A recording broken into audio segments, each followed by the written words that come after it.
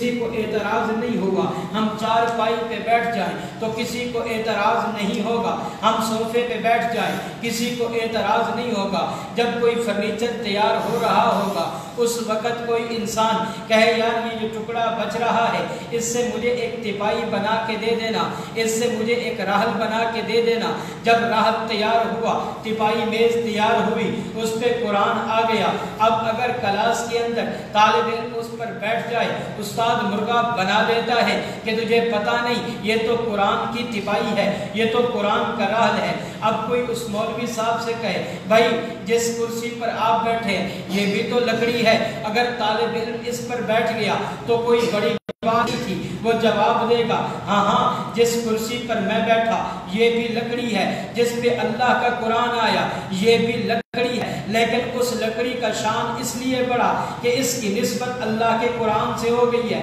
میں ایک اور مثال بیان کر دوں کہ ایک آپ نے کبھی دیکھا ہوگا باہر نکلے ہوں گے، کاغذ کے ٹکڑے پڑے ہوں گے، کوئی کسی اخبار کا ہوگا، کوئی کسی کتاب کا ہوگا، کبھی ہم نے آنکھ اٹھا کر دیکھا ہی نہیں ہے، وہ ایسے ہوا میں اچھل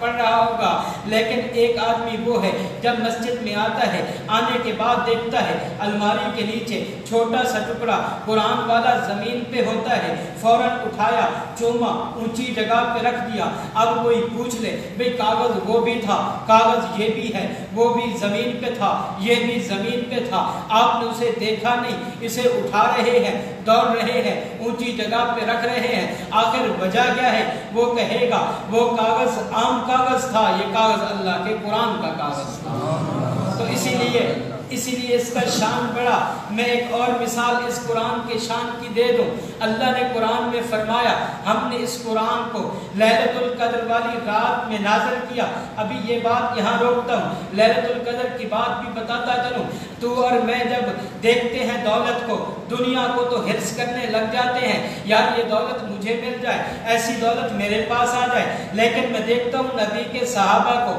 جب ان کو نیکی کا پتہ چلتا ہے تو نیکی کے لیے حریص بن جاتے ہیں۔ اللہ کے نبی نے ایک دن فرمایا میرے صحابہ بنی اسرائیل کے اندر ایک ایسا مجاہد گزرا ہے جس نے 1000 مہینے اللہ کی راہ میں جہاد کیا، 1000 مہینے رات کو عبادت کی ہے۔ جب یہ بات ہوئی ایک صحابی فوراً اٹھے، کہنے لگے یا رسول اللہ پھر اس کا مطلب تو یہ ہوا وہ امت والے ہم سے جنت میں آگے ہوں گے، ان کے درجات بلند ہوں گے، اس نے تو صرف 1000 مہینے تک عبادت کی ہے، عمر پتہ نہیں کتنی ہوگی، ہماری اوسطاً عمریں 60 70 80 اور 90 سال تک ہیں، اس کا مطلب ہے وہ آگے ہم نیچے ہوں گے۔ اللہ کے نبی خاموش ہے کیونکہ اللہ کے نبی اس وقت تک بولتے نہیں ہیں جب تک اللہ کا آرڈر اور حکم نہ آئے۔ تو اسی لمحے کے اندر اللہ نے جبریل کو بھیجا، جبریل زمین پہ آیا، جبریل قرآن لے کے آیا، تو جبریل کہتا ہے انا انزلناہ فی لیلۃ القدر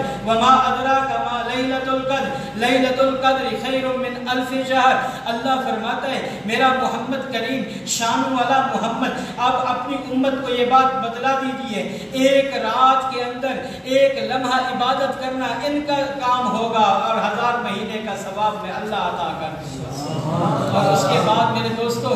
یہاں بس نہیں ہے، جبریل امین آگے اس جب آیت کو پڑھیں گے، اس سورت کو پڑھیں گے تو اس میں آتا ہے کہ اللہ اس رات کے اندر فرشتوں کی جماعت کو بھیجتے ہیں جس کا سردار روح الامین حضرت جبریل کو بنا کے بھیجتے ہیں۔ حالانکہ پیغمبر علیہ السلام کی وفات کے بعد زمین پہ داخلہ جبریل علیہ السلام کا بند، لیکن لیلۃ القدر والی رات میں جبریل امین بھی ساتھ آتے ہیں۔ اللہ کے نبی نے فرمایا میرا امتی جو جہاں پہ عبادت کر رہا ہوگا اس کے ساتھ جا کر مصافحہ کریں گے، اس کے ساتھ جا کر ہاتھ ملائیں گے، اگرچہ کشتی کے اندر ہوں گے وہاں بھی جا کر مصافحہ کریں گے۔ آج کا ایم پی ہاتھ ملائے، ہم کہتے ہیں ہماری بڑی شان ہے، یار اس مومن کی کتنی بڑی شان ہوگی جس کے